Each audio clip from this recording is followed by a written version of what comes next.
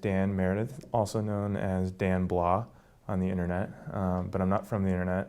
I work for an organization called the Open Technology Fund. It's a program called the Open Technology Fund at the organization called Radio Free Asia. And Radio Free Asia is a journalistic entity focusing on increasing the capacity of local journalists in the Asian region. And they created a global program that's not just specific to Asia on increasing the safety and security and openness of communication online.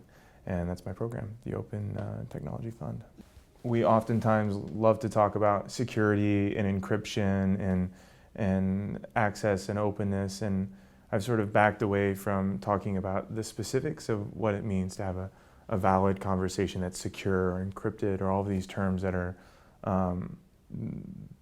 that oftentimes don't have an understanding by the majority of people, but we all have sort of a very personal sense of what safety is for us. Safety is sort of a very broad, user-defined, in this case, here in Tunisia, I would ask you, I wouldn't try to tell you what safety is. In fact, I would say, so you, a Tunisian, where do you feel unsafe?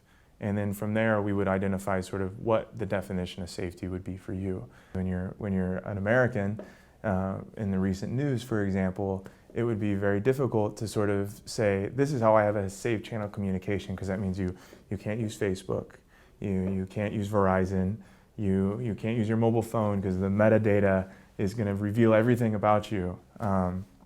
So for me personally, there's no one answer. It's sort of, I'm in Tunisia. What do I need to do to have a safe channel of communication? Well, I have a certain degree of assurance and belief that the Tunisian government is committed to not being the surveillance and censorship state that it was prior. So that might mean that I can text my girlfriend, hey, I think you look really good today in that outfit, and feel a certain assurance that that's been said privately as it wasn't before. In fact, when it comes to safety in a world that's changing with these emerging technologies, both in support of safety and to circumvent our safety, to undo our safety, the hard answer to that question, which is a hard question, is that you have to constantly reevaluate it. What safety is for me today is not going to be what safety is for me tomorrow. I've sort of chosen to talk about safety first because I think it is more relatable, right? When you talk about privacy and you talk about access to new technologies, to be completely frank, that's for the first third of the world that's had access to the internet and still has access to the internet. And Tunisia is a really interesting country because it both has a population that is enjoying the privileges of being in a developed world, but it also has a very significant number of its population that are left behind, that do not have access to all of these things and are part of the developing world.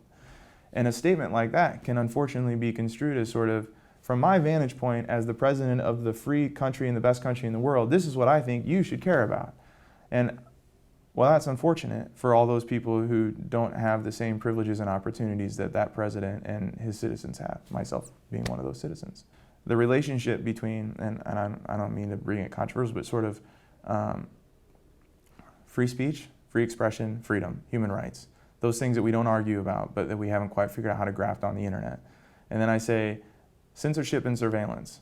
And the question is, between those three things, they have a weird relationship. And I am not going to tell you what that relationship should be. Where do you want, and how do you want the balance to be set between censorship and surveillance and freedom? Do you, for example, can you have censorship and free speech? A lot of people, I think, have a pretty set answer for that. Can you have surveillance and free speech? Can you have surveillance and censorship? Or can you have censorship without surveillance? Some of those are implicit, some of those are explicit, and some of those are very gray answers. And I would challenge those leaders and these people trying to set policy and the technologists trying to make tools to, rather than try to say that this is the answer for those three, to have a conversation with people in Tunisia about safety and have them answer that question. Because their answer to that question makes what I consider the most important thing, which is the appropriate technology, the appropriate policy, and the appropriate amount of safety.